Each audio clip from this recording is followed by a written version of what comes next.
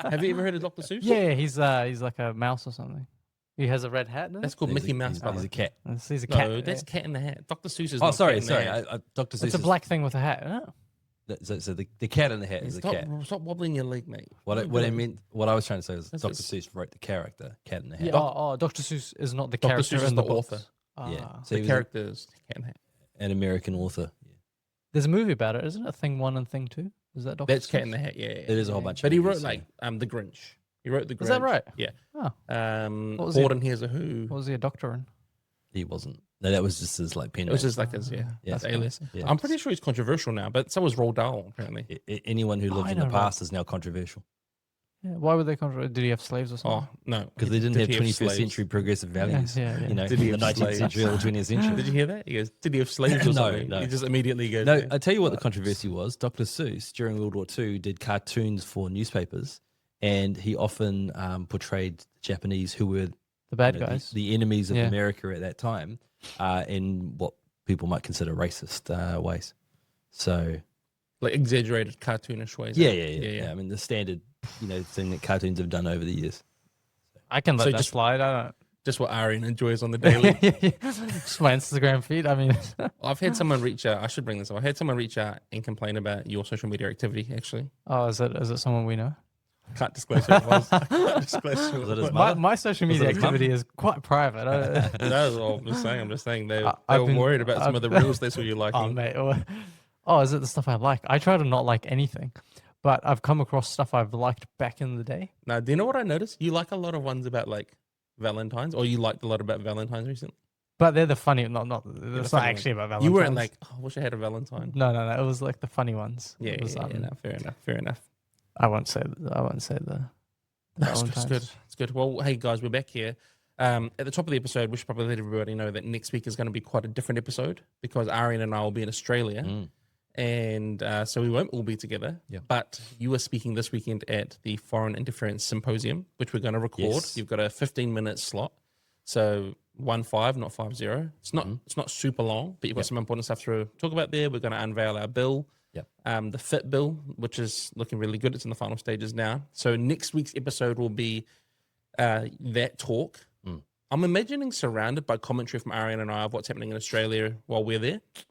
So we'll do like a little intro. Play-by-play. We'll throw to you. We'll cut to you. correspondent in New then, Zealand. And then we'll come out and we'll do a Over to review you, of Nick. what you This did. is all news to me, but okay, let's do it. Oh, I came up with it yesterday. Okay. It's a good way to keep us I like moving it. along. You know? Yeah. A little So- dynamic. Try not to disappoint. No, so that's a little Over plug to for you. next week. So next week will be different. Cool. But yeah, Special episode. special episode. Yeah. Very good. We'll be in the most sensorial state in Australasia. Week after next, we'll be in we'll be at university, so Oh, yeah. we might have to film it a little bit That's later. right. We'll do it on Orientation Thursday. week, right? Yeah, Yeah. Thursday. Yeah, orientation day. So Monday, Cool. Tuesday, Wednesday at University of Auckland. The best. Our stuff will be prepared tomorrow, like our signs. Awesome. Then we've got to Amazing. go buy enough chocolate to feed an army of students looking for free stuff. So that'll be great. Limitless. Bottomless chocolate. Now, it'll be awesome. And what we're trying to achieve, obviously, is we're trying to get more students involved with what we're doing at Pillar, but we'll also have this other side project of getting them enrolled to vote. Yep. So asking the question, are you enrolled to vote? So if you come to our store, you'll get a chocolate for obviously signing up to our Pillar updates. Yep. You go in the draw to win a prize if you do a video with us. And then you get a second entry if you enroll to vote. So those are the three things you Great. could do at our store. Yes, yeah, It'd be great. very exciting. Instilling civic values in Yeah. our future. vote. Our Go future vote. Just vote for the right people. But thinkers. Well, we're at university and there's all these signs around of like the Communist Party and Socialist Club and all these things, but no one out there is like talking about democracy. I mean, those guys would ban the vote at some point if they ever got into power, right? Absolutely. They'd use it to get Yeah. into power and then they'd ban it. They're just, We need the students to know this. they're crazy. They haven't read that bit in the Communist Manifesto. Did you know at university, we talked to a student, oh yeah, it was you and I. We spoke to that student couple a few weeks ago and they told us how there's a communist reading club, Yes. but they want to start a liberal reading club. Yeah. And so they're doing this project where they're going to start a liberal reading club. But there's signs everywhere. We saw them last time. And we had like 4 different communists come up to us and What the have a heck? go at us. Hmm. You had like an hour-long debate with one of them. Oh, I mean, I almost thought we were going to get in a fight. Like, well, not me, I wasn't going to start it. Yeah. finish it though. But I thought I might have to defend myself. Yeah. Yeah, this guy was like almost frothing at the mouth. Do you remember that time we interviewed those two guys who were so like, they were quite pompous and they were really educated and they were like, oh, we know everything about economics. Which ones? Remember at Albert Park, and we videoed it, Yeah. and then we uploaded their interviews, Yep. and they both messaged to have them taken down. Whoa. Yeah, and they were like, one of them was honestly, he was a student and he was dressed like he was a 1960s news reporter. He's like a trench coat, like a Oh, tie. I think I know this guy. And he was like- yeah, I've seen him around uni. Well, can you take that down? And he's the editor of the Crackham, maybe he was editor of Crackham. Yeah. And they thought they were so smug at the time, and they were so happy to try go toe to toe. And then at the end, when we put out the clip, which I said to them, "Would you like it removed because you feel like we've edited it out of context?" Both of them said no. Oh, it's not out of context, but I don't feel comfortable with my comments being out there. Because you said I- stupid stuff. I think it has a lot to do with they don't want to endorse through their presence, right? Well, Which is like the stutest thing. I also don't think that they believe what they said. Well, no, I think they believe what they said. They just didn't realize how stupid it was. They're like, oh, this sort of economics doesn't work. Oh, this sort of economics works. And then you were just like, what are you talking about? Do you have any evidence? Do you have any proof? And what about this? And what about that? And these examples. And they're like, oh, that doesn't matter. Were they quite commie orientated? Well, they were, yeah. Yeah, they were pretty standard, like left of center, and some more progressive views. But Well, they were quite an interesting pair. I've heard more extreme views on campus than that. Ah, certainly. totally, I'm yeah. sure. They were a pretty interesting pair because one of them was the moldy guy Yep. who was dressed like a news reporter Yep. from the past. Yeah, from And then the other 50s. one was a white guy who would look like homeless Jesus. And they were like best buds there. And it was like, wow, this is so funny. This would be like the iconic comedy duo. But listen, like a movie. people, don't think that we're gonna like trash talk you when you do interviews with us. All right, so keep coming, talk to us. No, well, unless you say listen, stupid listen, stuff. Listen. Well, it's fair to criticize people who were happy to give their. They literally made us talk to them for 10 minutes. It's like, and a lot of it was rubbish. And I said, was this edited out of context? No, it wasn't. They admitted that, It was but they very just fairly they just edited. didn't want it out there. So we're not. I think out of pocket by saying, well, why would you do that? Because now you wasted everyone's time. Anyway, we're going to be on campus. Come and see us. Get a free chocolate. Young Sign up. people these days, eh? Act, State of the Nation. Thoughts? Cutting the government? Slashing it? Do as it. Some report. So this is government ministries, right? Ministries, yeah. Yep. And what was the number they were talking? They wanted 20%, to reduce wasn't it? Well, so the numbers, I've got it here. It says reduce the size of government. We'll have 40 departments currently reporting to 30 ministers to be cut down to 20 ministers. Cut down to 20. Sorry, what? I'm so So what? sorry. 33%. Yeah, cut down a lot. Yeah. So 40 departments. I've got the researching- numbers here. Yeah, I've got the numbers here. But So let me fewer just- departments overseen by fewer MPs. Sorry, by- yes. So by a from significant sorry, number. let's just run this back again. From 40 departments down to 30, Mm. And from and how ministers from currently 28 many down to 20. okay, that's pretty drastic. Well, he was saying that there's all these ministers that Are like, not into even in something cabinet. like what was the department he used as an example? I don't know off the top of my head, but they're not even in cabinet. There's 8 ministers Yeah, that yeah. aren't even in And they don't cabinet. go to all the meetings. Yeah. So they have responsibilities and they have the pay, obviously, of it was MB. There's MB. a whole bunch of ministers responding to MB and looking after Yeah. specific sectors of MB. Mm. But it's not very clear who exactly is the minister for MB because MB does so much. And to a large degree, these ministers outside of cabinet are just going to be turning up to give speeches at events around the country, right? Sure, I'm sure they set policy and things.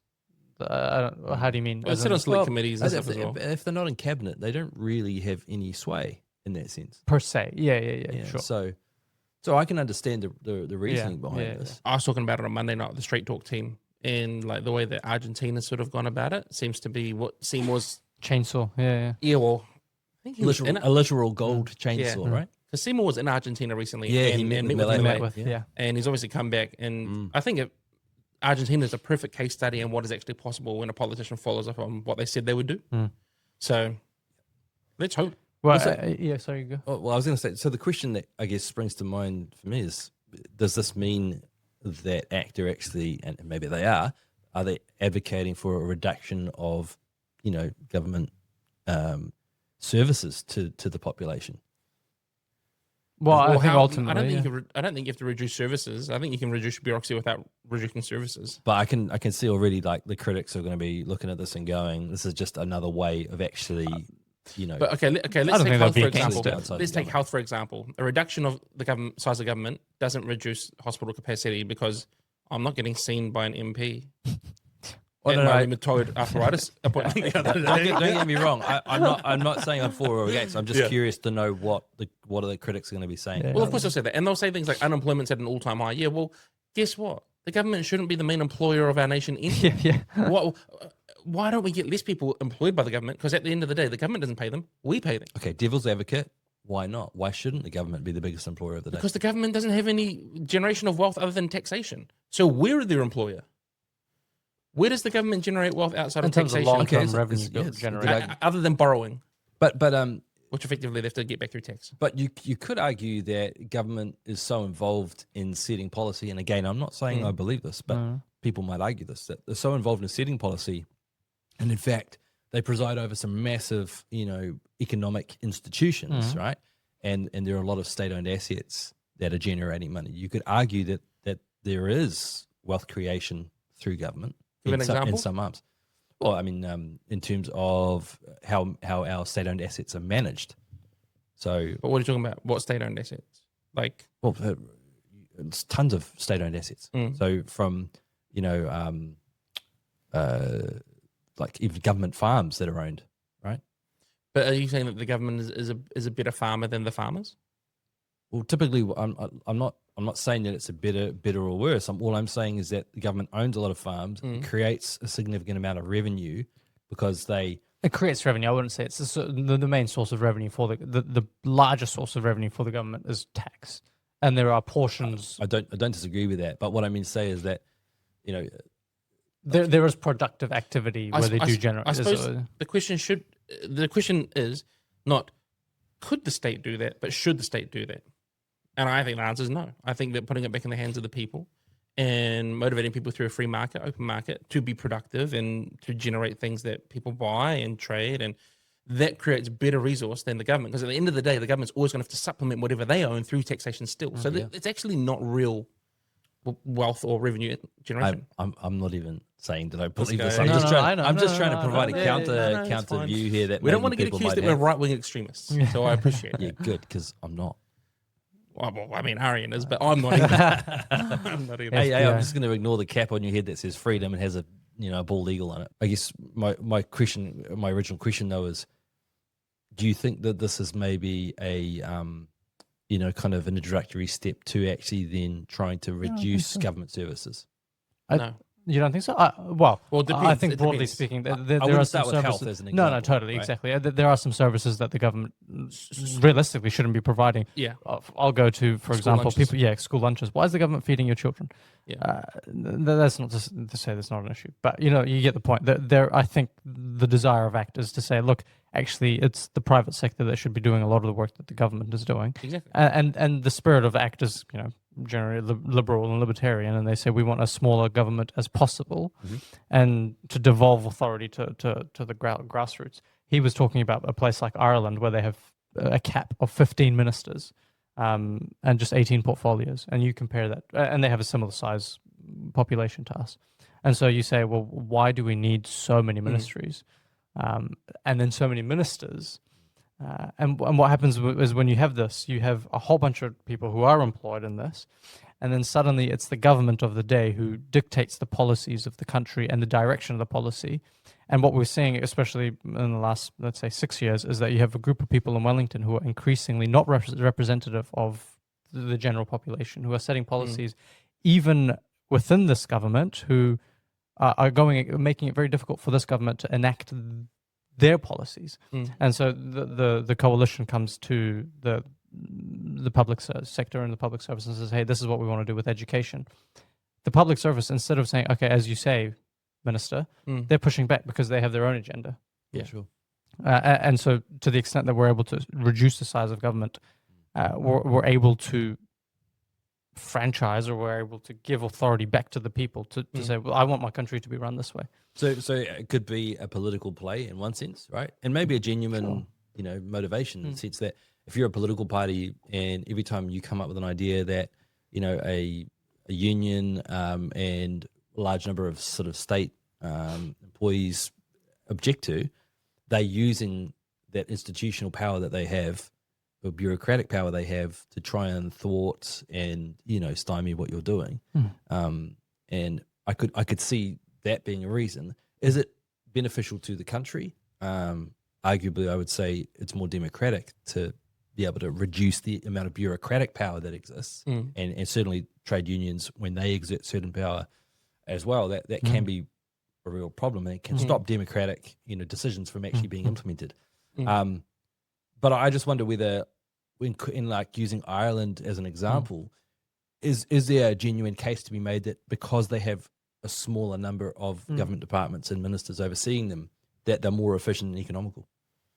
Are they delivering, Well, they're far more wealthy. The wealthy Yeah, nation. there's arguments to be made about Ireland's, true wealth in terms of they have a lot of money on paper, and certainly they have a high living standard and so on. But there are a lot of companies, huge, US Yeah, companies, for so instance, they have that are based there. the Silicon Valley of. And so technically they look like, Ireland looks like it's super wealthy. I don't know that necessarily translates into the... But that could be the same for New Zealand as well. We have a lot of upstarts that generate money, the Rocket Works, and you could argue that the Rocket Lab. Rocket Lab. But Yeah, there is Rocket also a company called Rocket Works. It's a video game development company in Dunedin. All right. So they're like They're big. growing, they're burgeoning.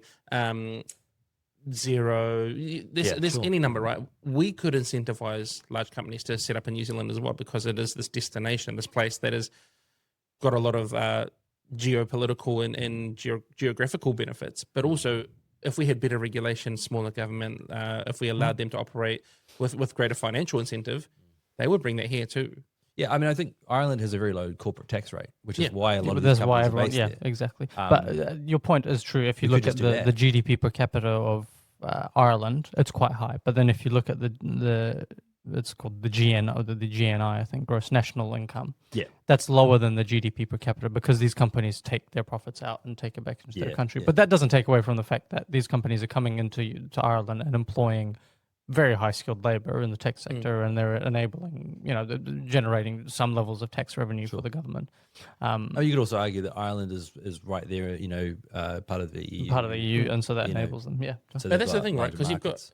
you've got these companies coming in and employing people. If you don't have that, you have the government trying to fill that gap and employing people. So at the end of the day, smaller government, does it restrict services? I think I said no earlier, and I would say again, no, it doesn't necessarily, but I also think we should be cutting services that the government provides, passing that back on to the public or charities or churches or whatever community groups or iwis or whoever that are equipped to handle these issues. But at the moment, they're not having to.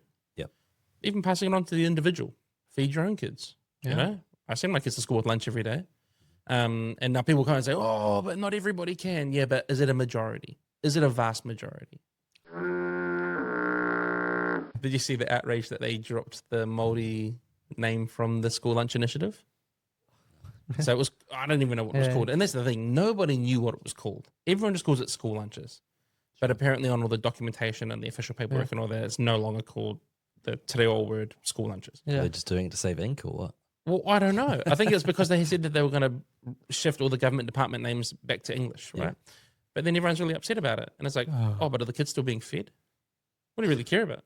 Like, I'm pretty sure when the starving kid that you bleed and cry about all the time eats their lunch, they're not like, I wish this had a Māori name. Tastes so much better. Yeah, I mean, I just see it as a culture war It's a feature, culture right? war. Yeah, but I mean, culture wars are one thing.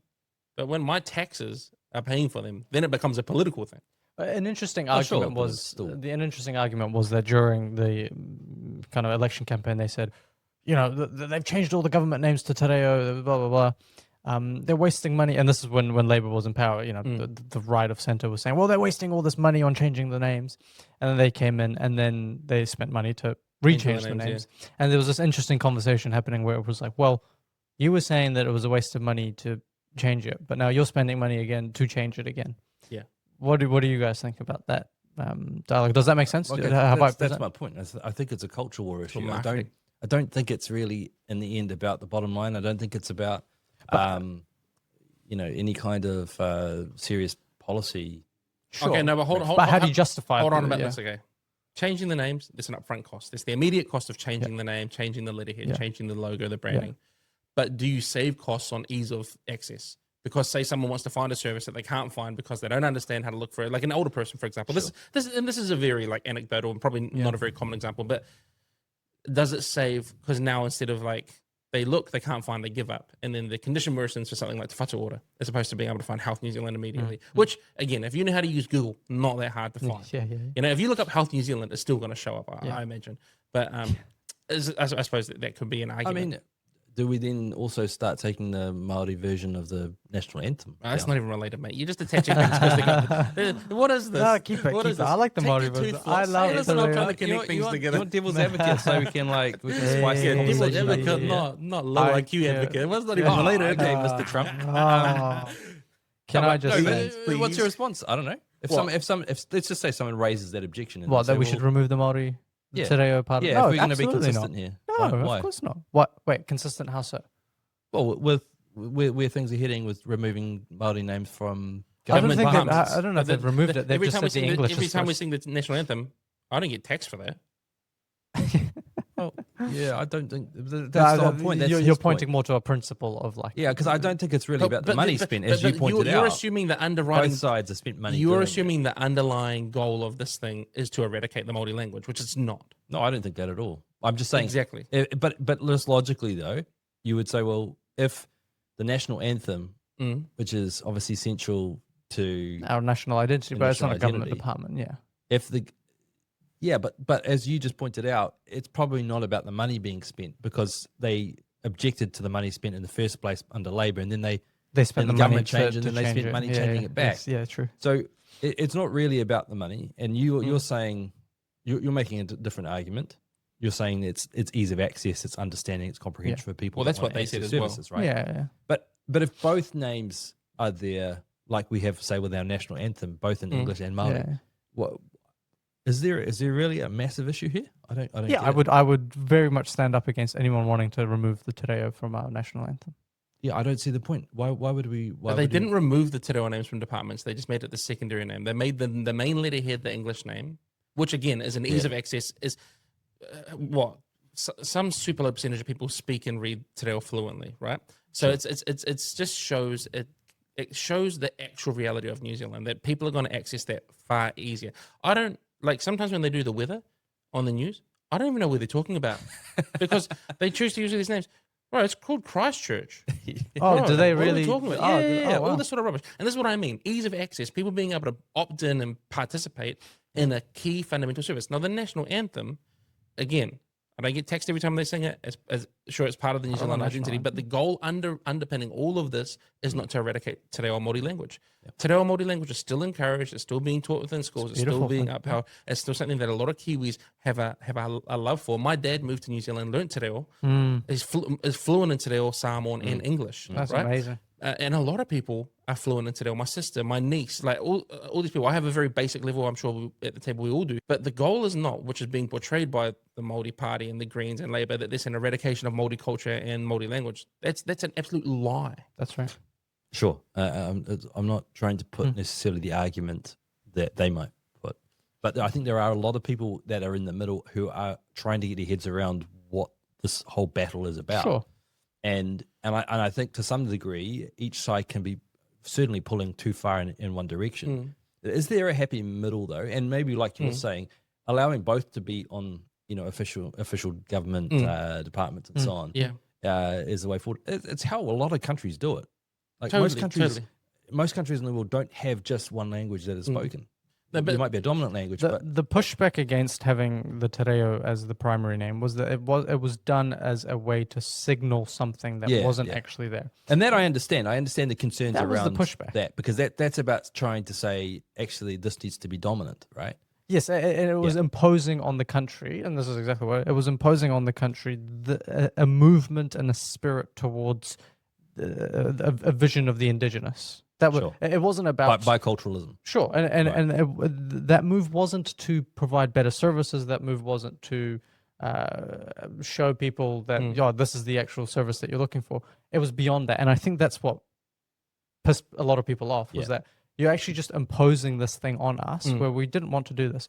And so the new government came back and said, look, the purpose of this is to do its job, is to communicate. The purpose of language is to communicate. The purpose of language is not to signal a cultural image that we want to pursue. But I think in the midst of this, as you're saying, there's this thing that's happening where it's like, oh, it's become a cultural war thing, where it's like, well, this wasn't actually, it was made about culture by the people who at the very start of this started it with, oh, this is about culture. We want this. It was lipstick on a pig, because why didn't they just fix the system? Because that was the big issue, right? Wait time's too long, not enough GPs, nurses not being paid enough, all these things. And they're like, you know what? The reason all of these problems exist is because we are not being culturally diverse enough. We haven't changed our letterhead. Such virtuous and kind people. So, whoa! But, I would say that unfortunately, the really big push to try and enforce a bicultural vision on the country, the way it was done particularly has led to a lot of people that were probably fine with Te Reo in the way it had just naturally kind of been incorporated into everyday life. Like singing that version, the Te Reo version of the haka, the All Blacks, all these things. And now it's funny because now I see some of those people who were fine with it before going, and grumbling every time they see these things. Actually, we've had going on for decades, forever. They did more harm in trying to do good than they would have done if they just stayed out of it. Exactly. Yeah. And it's part of that revolutionary zeal that some activists have, right? Is that you go down that pathway and you end up creating a backlash and a reaction to it. I think anyone, I would say, regardless of their political leaning, if you went to them on the street and said, hey, would you like the government to spend way less and be more efficient with the money that they do have, get us out of debt, make services more effective, accessible, affordable, they'd all say yes. They'd all just tell you a different way to achieve it. Yeah. ACT is the only people that I've seen so far that are suggesting what no one wants to talk about, which is making slashes and cuts. And everyone hates it because people are going to be out of employment. Notice there's a subtle shift though in the way you describe it. You're going from efficiency, people are not going to object to efficiency, to cuts and slashing. But that's what I said. ACT is the only people putting forward a solution. Yeah. Because the other solution is borrow more, spend more, tax more. Yeah. Sounds like Chloe. Well, how does that sort out our issue if we borrow more, spend? Because you're always going to have to pay that money back eventually, and it's always going to come to the taxpayer. The government's not all of us going to suddenly just be like, we've actually figured out how to raise other revenue here. Oh, you started a business. Okay, nice. Yeah. Well done. How's starting your business, government? You enjoy all that regulation that you put in front of yourself? There's an easy argument to make for borrowing when your economy's growing at a rapid rate, right? And there've been periods where it was like, okay, we can kind of justify this because we can forecast, currently where we'll be. But we're not in those times at the moment. And that's the other lever, because it's like they know people are going to be having an adverse reaction to the idea of borrowing more or taxing more. So and this is national I'm talking about. So what do they say? Well, let's bring more people in, immigration. And again, not a great solution. This is the silver lining of spending money you don't have. Silver lining is you get people coming in and saying, look, we actually don't have money to run the government at this current size. So let's slash the government. And the smaller the government, I say, the better. Yeah. And so silver lining. Thank you, Jacinda. Anyway, we went a long way there. We covered some ground. Let's go back to what you initially triggered us with, which is the UBI. Yeah, and you just completely put it down the little. No, because Arian made the list. Arian said, "That's all State of the Nation, cut the government, UBI, top UBI." Well, it's not some dodgy thing you can contract. If you're going by that logic, you did forget ACT's euthanasia bill. If you want to go by the, we'll talk about euthanasia after. We'll do that. We'll do that after the fall porn. No. Okay, universal basic income, but they're not calling it that, eh? What are they calling it? Citizens' income. Citizens' income. Yeah, because they've taken universal. Let's start with what is UBI? UBI, Universal basic income. Universal, meaning it applies to everybody. It's not means tested, right? No, in this country. It's actually the US dollar. What's the currency here that we're basing this off? If it's universal. Yeah, if it's US dollar? The entire universe. It's the entire universe. Because someone in Africa getting 21 US dollars an hour is no, very well. Typically, the word universal, when it's used in a political context, means everybody gets to access it and it's not means tested, right? Yeah. So, like universal healthcare. So, a basic being like an income that you can kind of use as a foundation in order to ensure that you're not living on the street.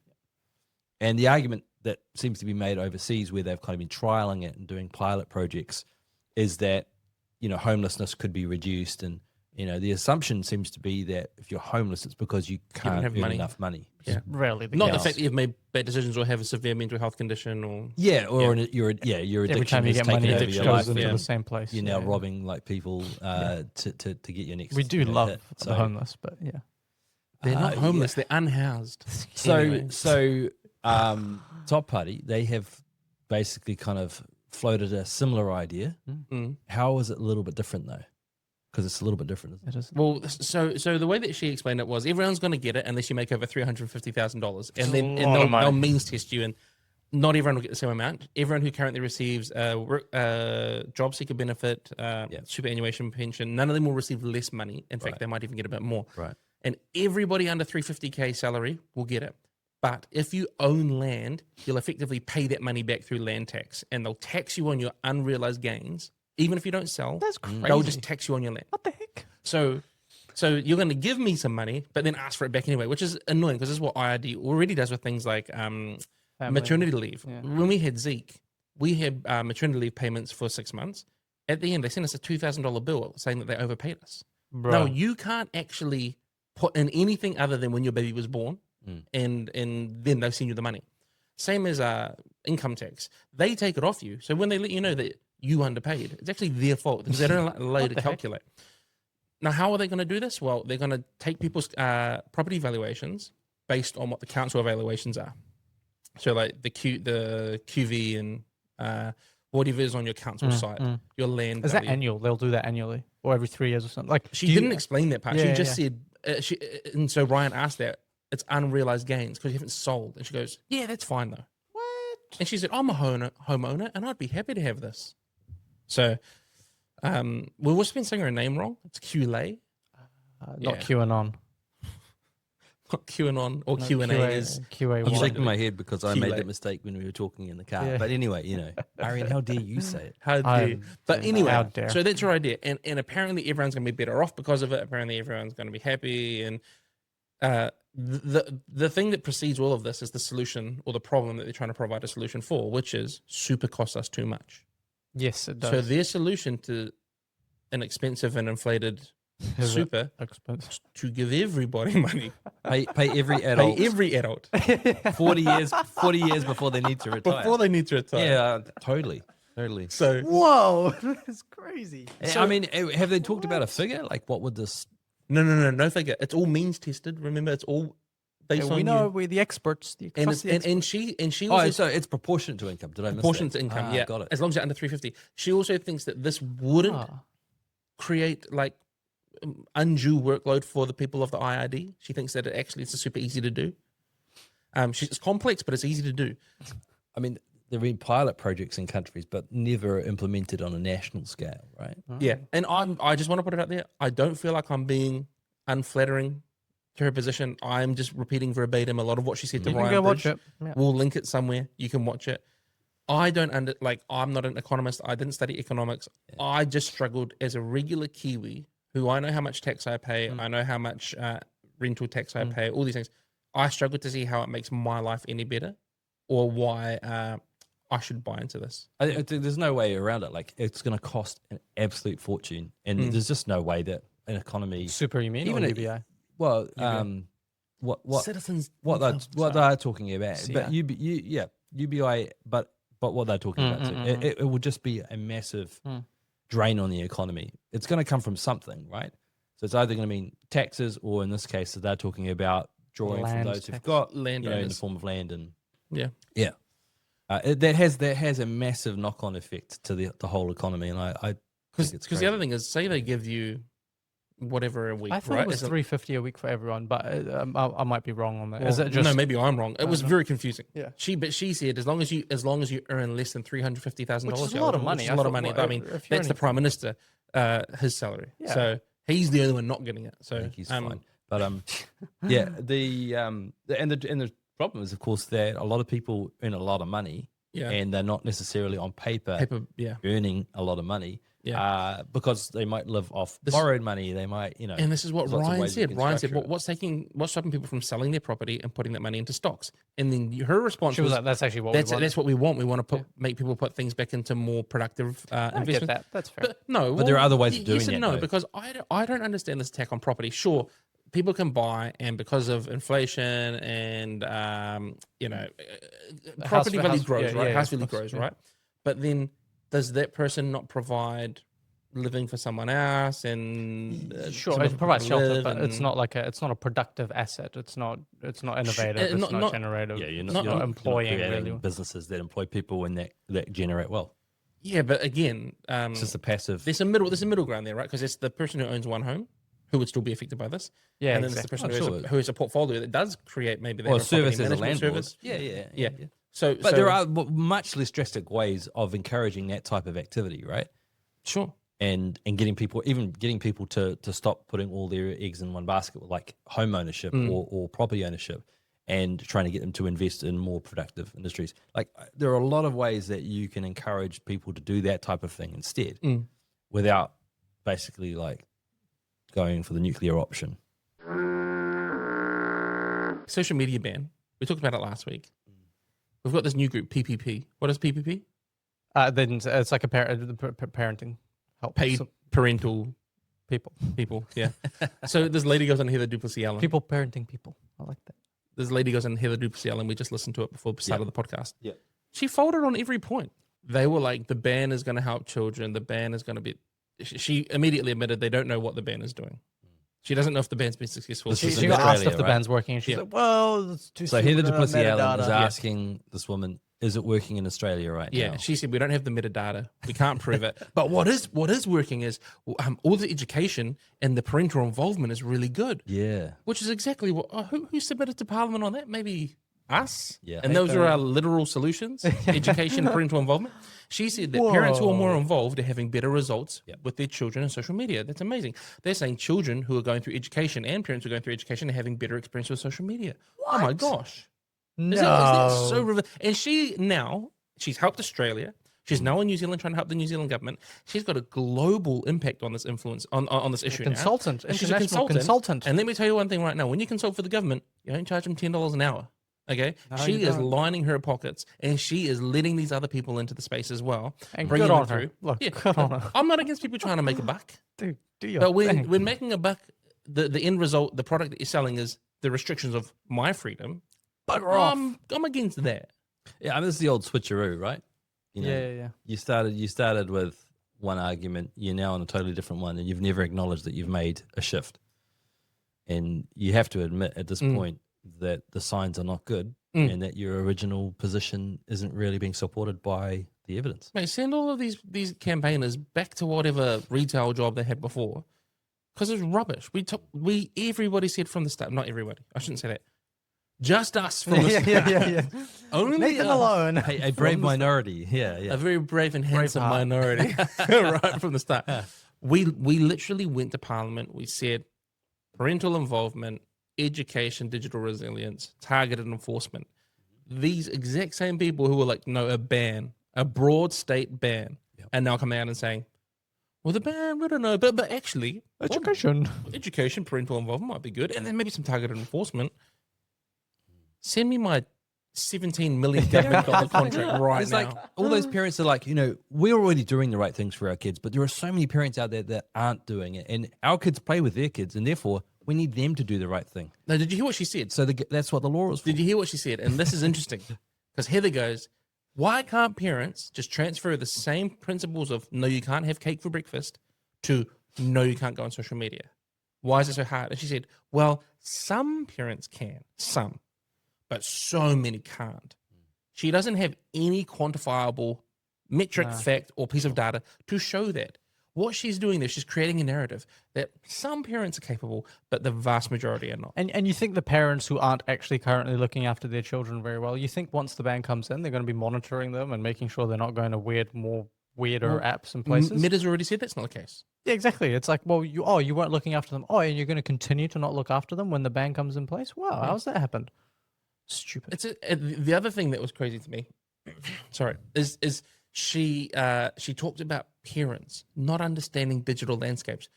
I was an older parent. Okay, thanks for that. I was an older parent. I didn't grow up with devices. I didn't grow up with devices. I don't know how to handle them. And Heather rightly so said, well, it's not rocket science. These industries, these platforms, these devices are built with the end user in mind as to make them the most easy to operate of anything. Otherwise, they don't sell. That's right. So the argument that you don't understand how it works or it's impossible to navigate as a person who might You be don't want to. slightly older flies in the face of trillions of dollars of R&D to make sure that these are broadly adoptable by anyone from the ages of 5 all the way through 95. Also, just What is don't people touch the doing? computer. How's that for a Yeah. start? Like, don't. Oh, that's a phone. Don't touch it. Don't touch Yeah, it. and there are a lot of things, a lot of technological kind of revolutions where people are like, I'm going to wait until I can see some hard evidence here that it's not bad for my kid or that there is distinct, social problems that come with it, right? Well, yeah, look, it's just it's so crazy to me to now see these people being like, wow, no proof, but we're still funny, yeah. right. Well, we're back in the Yeah, and just metadata. that shift, that gradual shift of like very subtle. Yeah. We're not really talking about the same point that we started with. We're talking about something different. I'm surprised at how fast the "told you so" moment has come. So I thought it would come, next year or Nathan's something. not. Nathan knew. You knew, yeah, June, July. One thing is, I'm not right. I'm always right. The right of center. I'm always. That's very good. Nah, listen. We all knew this was going to happen because when you take an approach to something that is what we aim to always be, which is moderate, principled, credible, transparent, and operating with integrity. I better remember that. It's taking me some practice. You can see these things, right? And it's not about being psychic or prophetic or mystic. It's just about taking in information that we have available to us, having an evidence-based stance, and where there's lack of evidence, admitting that. Yeah. We didn't have any evidence that a ban would work. In fact, we had evidence that a ban wouldn't work. And we knew what the adverse effects would be. We knew that there would be platform migration. We knew that there would be VPN uptick. We knew that there would be less regulated corners of the internet that were now flooded with minors. And then, do you know what's crazy? Is in the middle of all this, they're like, child safety, child safety, child safety. Hey, you didn't get all the kids. That's fine. We don't care about all the kids. Hey, you didn't ban Roblox, which is the most prolific grooming gaming platform on the internet. Oh, it's nuanced. So the 30-year infrastructure plan gets announced yesterday. Prior to the release, Hipkins is on Herald Now with Bridge. Yep. He says, what should the government be focusing on? Hipkins said, I don't think it's wise here for we me go. to put out a list when they're about to put out a list, because if their list is good, I'll just support it. Who's going to put out a list? National, The current government. the yeah. current government, the coalition. Right. He said, I don't think I should put out my own list of key infrastructure projects that we would touch if their list is already good. We'd just support their list, right? Which is kind of like a diplomatic thing to say. Sure. Later on the same day, after the announcement, he comes out and he says that there's plenty in there that they're willing to work with National on. No, come on now. I screen recorded it. I was gonna send it to you guys. I was gonna send it to you guys. And should actually people do were it, saying, well, what about this and what about that? And he goes, oh, we have to. Well, there's a lot of them that we could get cross-party agreement on, that we could get, sort of together on these things. I'm just telling you, with Winston up in the double digits as preferred prime minister, NZ First growing their influence, David will bounce back soon. They're being pushed together.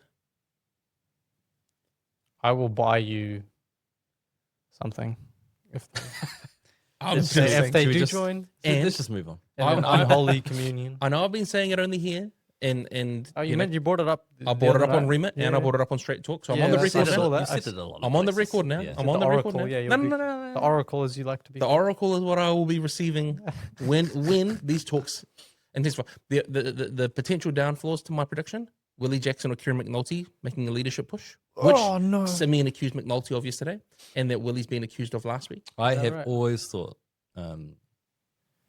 McAnulty. That's a hard name to say. Kieran McNulty. McAnulty. McNulty. I have always thought he would be a leadership contender and a strong one, and I think he will be leader at some point.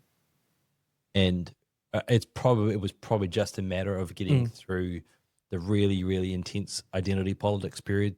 I think over the last 5 to 10 years for him to become like a real candidate again. Because he's a farmer. No, he's like a grassroots type of guy. Yeah. He's from is it the Wairarapa? I think he represents one of the constituencies down there, but one of the electorates down there. They just needed someone who was going to come through like a strong blue collar type of Yeah. Is it South? Maybe it's South Wairarapa, I think. maybe Kapiti, Wairarapa. They're something all, like that. They're all the same, mate. Yeah. So no, well, that's the thing though. Is I think he drives a Ute, an old Ute and all that kind of stuff. So he's in with some of the farmers, but comes across He as knows a- that way of life. Yeah, he comes does. across he as, does. as a pretty like everyday bloke. He could absolutely find appeal in terms of Middle New Zealand. That's what he brings in a way that Hipkins, I think, still struggles to do. And this is the crazy thing. Yesterday, when Simeon called him out in the house, he listed everything that Hipkins had previously been the minister of.